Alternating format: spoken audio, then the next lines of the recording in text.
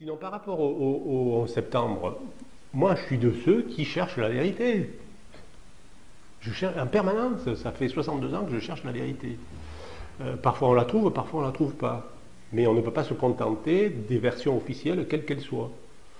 Sur le 11 septembre, on a une version officielle qui a été commandée par Bush, etc. On sait dans quelles conditions ça a été fait, on sait dans quelles conditions ça a été enterré.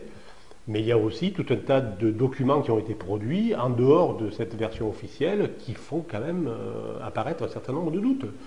Et moi, je suis à la recherche aussi de la vérité sur le 11 septembre. Et si la vérité sur le 11 septembre, elle passe par Reopen, je suis du côté de Reopen. Si elle passe par Fracassi, je suis du côté de Fracassi. Moi, je ne suis pas de ceux qui prennent pour argent comptant tout ce qu'on leur donne à lire officiellement et toutes les conclusions officielles qu'on peut nous donner. Et heureusement que dans notre longue histoire de France, on n'a pas toujours pris pour argent comptant les rapports et les conclusions qui ont été en général commandées par le pouvoir, parce qu'on se rend compte après coup que on est parfois très loin de la vérité. Bon, on se rappelle de la guerre d'Algérie. Si personne n'avait contesté un certain nombre de choses sur la guerre d'Algérie, on n'aurait jamais parlé de la torture, puisque pour la France, ça n'existait pas. Et puis pour la France, il n'y avait pas eu de guerre en Algérie, c'était le maintien de l'ordre. Donc s'il n'y avait pas eu une contestation de ce qui s'est passé là-bas, le terme guerre d'Algérie n'existerait pas. Voilà, c'est un exemple, mais il y en a d'autres.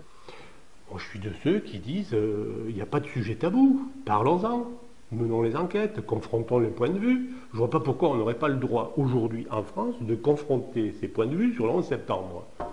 Pourquoi le 11 septembre est un sujet tabou? Si on décide que le 11 septembre est un sujet tabou, c'est que derrière, il y a des choses qu'on ne veut pas révéler. Sinon, ce n'est pas un sujet tabou. Voilà.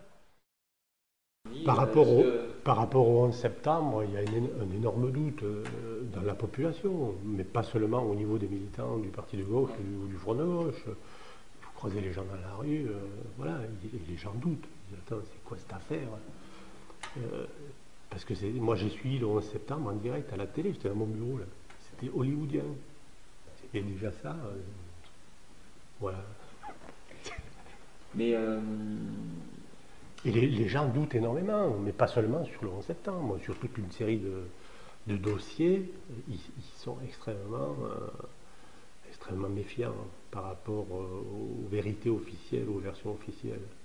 Et là, ce qui s'est passé avec rue 89, c'est quand même un signal fort en disant il y a des choses desquelles on ne doit pas parler.